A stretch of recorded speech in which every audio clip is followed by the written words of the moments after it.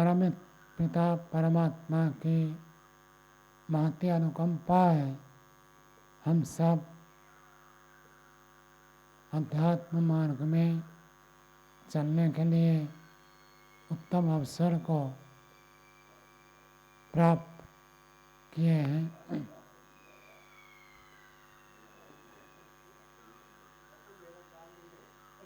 प्रभु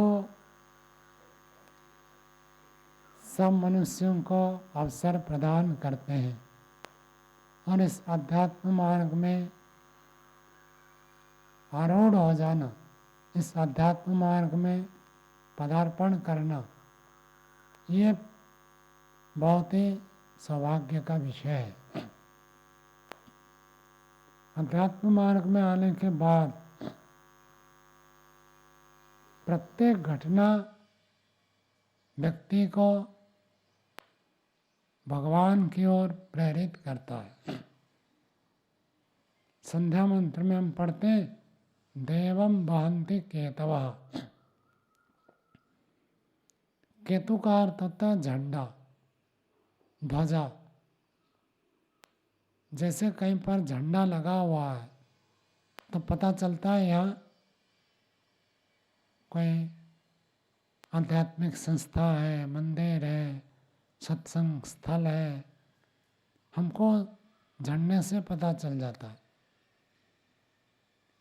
तो संसार में जितने भी पदार्थ है ये सब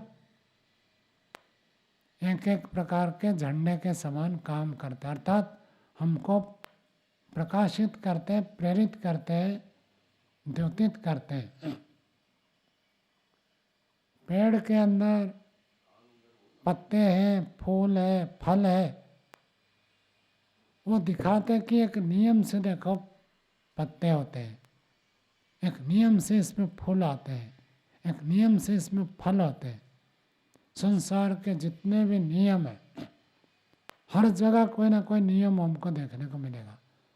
जड़ वस्तु में भी, चेतन वस्तु में भी। चुंबक तो जड़ पदार्थ है, उसमें जो शक्ति है वो लोहे को ही खींचता, प्लास्टिक को नहीं खींचता, एल्युमिनियम को नहीं खींचता। ये जो नियम है, ये नियम बताता है कोई ना कोई नियामक है।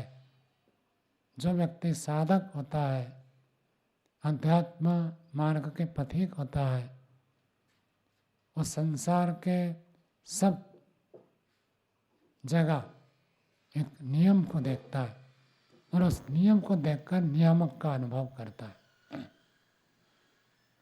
बच्चे का शरीर कैसे होता है, किशोर अवस्था में कैसे होता है, युवावस्था में कैसे होता है, वृद्धावस्था में कैसे होता है, एक नियम है, एक क्रम है। सब जगह नियम है। अग्नि हमेशा ऊपर को ही चलती है, अग्नि कभी नीचे नहीं जाती है। जल का पतन नीचे की ओर होता है। हवा जो है तिर्यक, न ऊपर न नीचे, वो तिरछा बहती है। हर जगह आपको नियम मिलेगा। तो जो व्यक्ति साधना करता है, संसार के हर जगह व्यक्ति को नियम देखता है। और प्रत्येक मनुष्य कितना विचित्र है, सबका चेहरा अलग अलग है। कितने लोग संसार में उत्पन्न हुए और मर गए, और कितने लोग हैं और कितने लोग होंगे, सबका चेहरा अलग अलग है।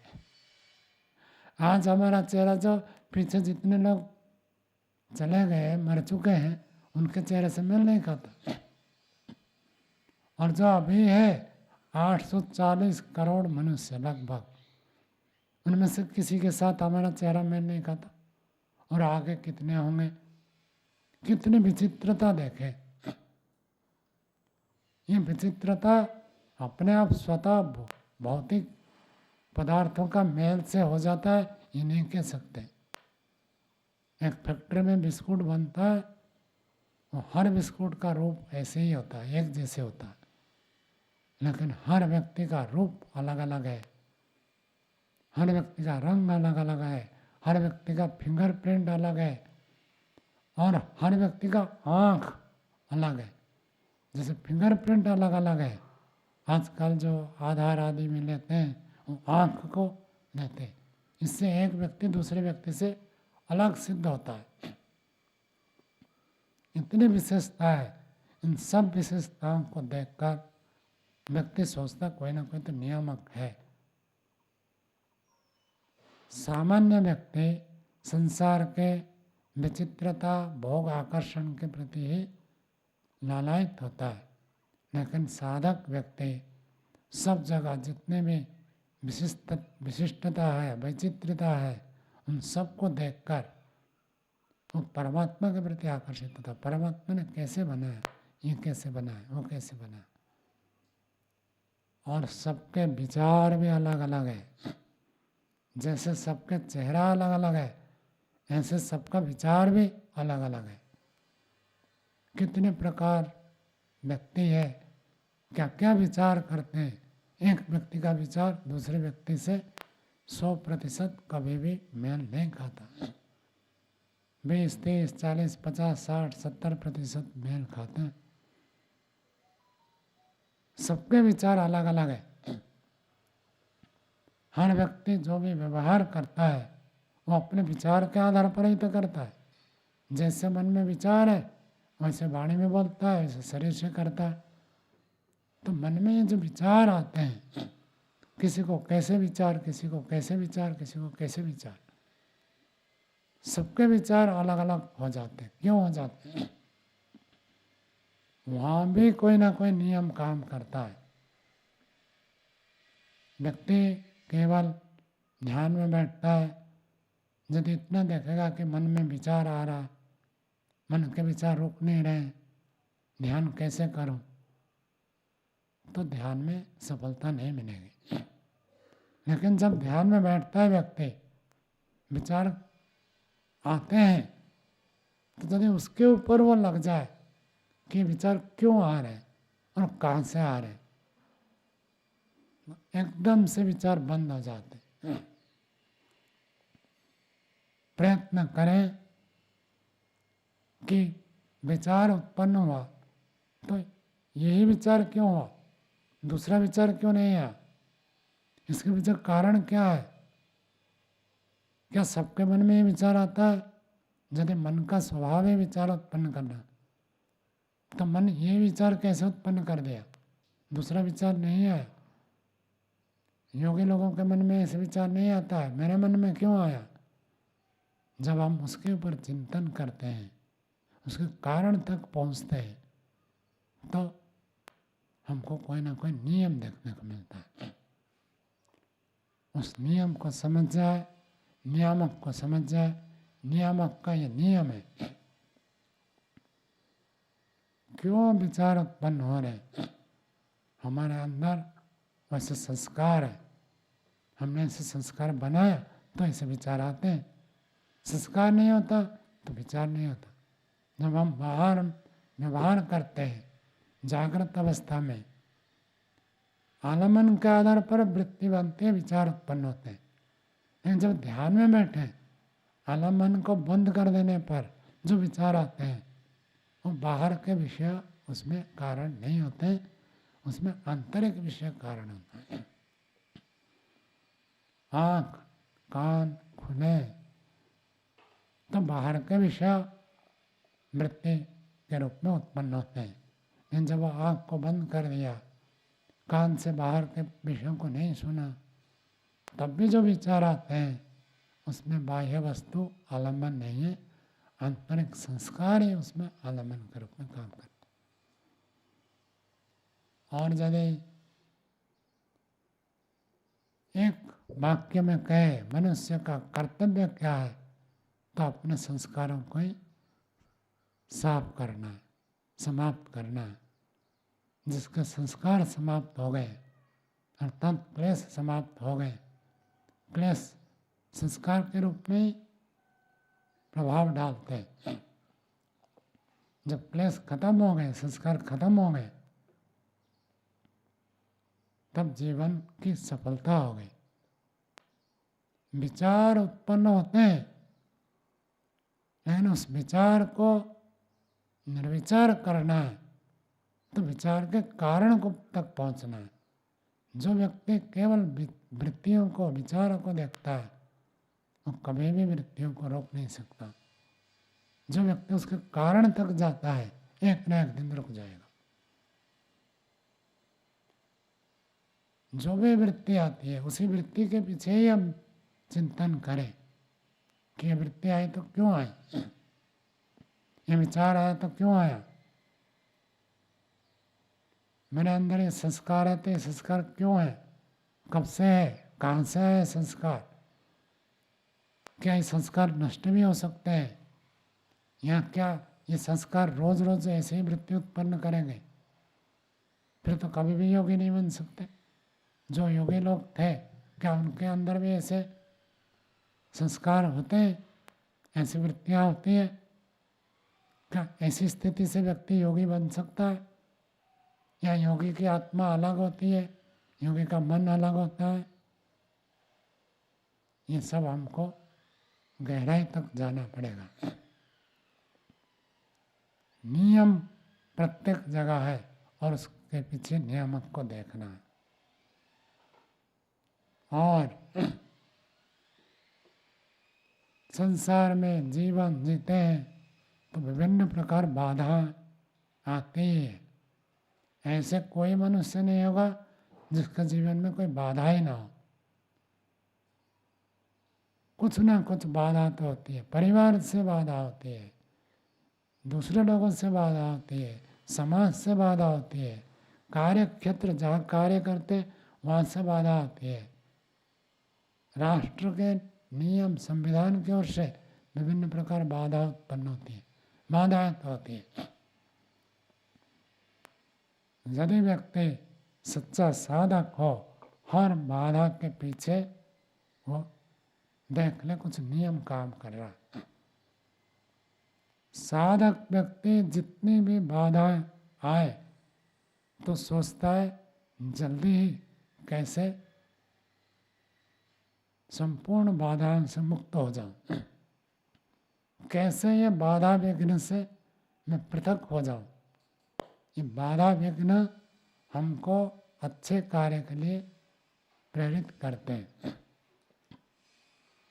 रोग उत्पन्न हो जाता है, सबको रोग होता है, कोई मनुष्य नहीं है जिसको रोग ना हो। रोग एक संकेत है, परमात्मा की ओर से तो नहीं कहूँगा क्योंकि हम भी उसमें कारण बनते हैं, वातावरण उसमें कारण बनता है। लेकिन रोग के समय में व्यक्ति को विवेक वैराग्य उत्पन्न हो जाता है। जैसे ही रोगी होता है व्यक्ति भगवान से प्रार्थना करता है, रोग ठीक हो जाए तो मैं आपकी भक्ति विशेष करूँगा। सबके अंदर ये होता है। इसी को संस्कृत भाषा में आर्त कहते हैं, जिसके अंदर व्याकुलता होती है। अब मानो किसी गाड़ी में बैठ गए, आपको स्टेशन जाना है, एयरपोर्ट जाना है, अब गाड़ी मानो कुछ खराबी की संभावना है, स्टार्ट बंद हो जाए तो और स्टार्ट नहीं हो रहा, तो उस समय आप कैसे करेंगे? भगवान से प्रार्थना करें कि भाई स्टार्ट बंद ना हो। ऐसी स्थिति को कहते हैं आर्त। कोई आपत्ति आ जाए, कोई बड़ा कष्ट आकर टूट पड़े हमारे ऊपर, उसको कहते हैं, उस व्यक्ति को कहते हैं आर्त व्यक्ति।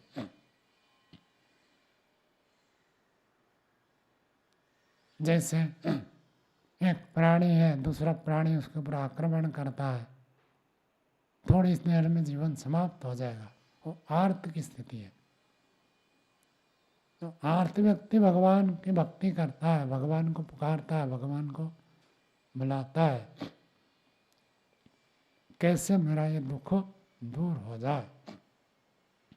करना चाहिए, लेकिन दुख के समय में जैसे व्याकुलता रहती है, दुख हट जाने के बाद वो व्याकुलता नहीं रहती है। यही हमसे गलती हो जाती है। जब दुख आ जाए, कष्ट आए तो संसार बेकार लगता है। लेकिन जैसे ही दुख हट जाता है फिर संसार सुखदायी लगता है। इसी कारण से व्यक्ति केवल दुख की गाड़ी में परमात्मा को बुलाता है, पुकारता है, और सुख आए तो उसी में मौज में रह जाता है। नथिकार ने तो यहाँ तक कहा है, धर्माख्याने श्मशाने च रोगिणाम या मतिर्भवेत् सा सर्वदा तिष्ठेत् चेत् को न मुच्यते बंधनात्। धर्म का जब प्रवचन सुनते हैं, आध्यात्मिक चर्चा होती है, आध्यात्मिक उपदेश सत्संग होता है, वहाँ हमारी बुद्धि बढ़िया रहती है, सात्विक बुद्धि उत्पन्न होती है, विवेक की स्थिति रहती है। लगता है कि जीवन मिला है भगवत प्राप्ति के लिए और भगवत प्राप्ति में ही आनंद है, संसार तो दुखदायी है, ये बुद्धि बनी रहती है धर्म प्रवचन स्थल में। और स्मशान में भी ऐसे ही होता है, जब भी किसी की मृत्यु हो जाए और उसको लेकर कंधे में हम जब स्मशान जाते हैं तो यही लगता है आज ये चला गया, कल हमारा नंबर आएगा। ये सबको लगता है, हर व्यक्ति वहाँ यही बोलता है कि आज ये चला गया, एक दिन हम भी चले जाएंगे। लेकिन जब तक स्मशान में तब तक ये भावना रहती है। स्मशान से जैसे आ जाते हैं फिर वही तेरा मेरा प्रारंभ हो जाता है, तू मैं करते हैं। उस समय लगता नहीं कि मैं भी मर जाऊंगा। उस व्यक्ति को हम संस्कार करके आए, अंत्येष्टि सबका दहन करके आए, हमारा में शरीर दहन हो जाएगा, समाप्त हो जाएगा। क्या राग द्वेष करना है, क्या किससे झगड़ा करना है, ये विचार उत्पन्न नहीं होता। जब कोई व्यक्ति स्मशान जाता है उस समय उसको भूख के प्रति रुचि नहीं होती है, खाना पीना मौज करना स्मशान में तो नहीं होता। हमारे घर में किसी का शव पड़ा हो तो कभी भी बढ़िया भोजन बनाकर खाओ, ये रुचि ही नहीं होती। जब तक शव पड़ा है इच्छा ही नहीं होती, घर में भोजन बनता ही नहीं है, दूसरे लोग के घर से भोजन आता है, मतलब भोजन बनाने की भी इच्छा नहीं होती है, खाने के भी स्वाद के प्रति व्याकुलता नहीं रहती है। ऐसी स्थिति हर एक के अंदर उत्पन्न हो जाती है, लेकिन वो हमेशा नहीं रहती है। ऐसे रोगी हो जाए, सामान्य छोटा मोटा रोग है तो अलग बात है, जब बड़ा रोग हो जाए व्यक्ति को लगे कि अभी इससे कैसे निकलूं, निकलना संभव है असंभव है, ऐसे जब लगता है तब व्यक्ति की बुद्धि सात्विक होती है, लगता संसार तो दुखदायी है। रोगी जो हॉस्पिटल में भर्ती हुआ उस व्यक्ति को कभी भी नहीं लगता कि संसार बहुत मौज करने का है, उसको तो कैसे लगता कैसे इससे छूटूं, कैसे इससे बाहर निकल जाऊं, यही भावना रहती है। तो रोगियों की जैसी बुद्धि बनती है, रोगियों की जैसी मति होती है, वैसी मति, ये तीन स्थिति बताई, धर्म का प्रवचन स्थान, स्मशान और रोगियों की मति। ये यदि हमेशा बने रहे तो कौन मुच्यते बंधनात्, बंधन से कौन नहीं छूट जाएगा। ये बुद्धि हमारे पास रहती नहीं है, इसलिए व्यक्ति फिर विवेक वैराग्य को छोड़कर फिर विषय भोग के प्रति आसक्त होता है और संसार के सुख में ही जीवन समाप्त कर देता है। यदि ये स्थिति, ये बुद्धि स्थिर होकर रह जाए तो निश्चित रूप से व्यक्ति विवेक के द्वारा बंधन से पार हो जाएगा। जो तीन प्रकार का दुख जन्म से लेकर भोगता आ रहा तो सभी दुखों से छूटकर नित्य आनंद को प्राप्त कर सकता है। संसार दुखदाई है ये लगता ही नहीं है, संसार दुखदायी लग जाए तो व्यक्ति का तो कल्याण सुनिश्चित है। तो ऐसी स्थिति में व्यक्ति के अंदर विवेक उत्पन्न होता है, तो व्यक्ति आध्यात्मिक मार्ग में चलने के लिए प्रयत्न करता है। तो कोई भी घटना घटती है, चाहे हमारा मानसिक विचार हो, चाहे संसार में जितने वृक्ष वनस्पति और विशेष स्थिति है, हर स्थिति हमको द्योतित कर रहा है परमात्मा को जानने के लिए, समझने के लिए। रोग भी एक संकेत करता है कि सावधान रहो, नहीं तो रोगी पड़ोगे। जैसे अभी रोगी हुए आगे भी रोगी पड़ोगे, सावधान कर देता है। शरीर के प्रति, आहार के प्रति, व्यवहार के प्रति विहार, हम तो किससे मिले, कैसे मिले, कौन से स्थान में जाए, कौन से स्थान में ना जाए, ये सब हमको रोग सिखाता है कि ऐसे करोगे तो ऐसे हो जाता है।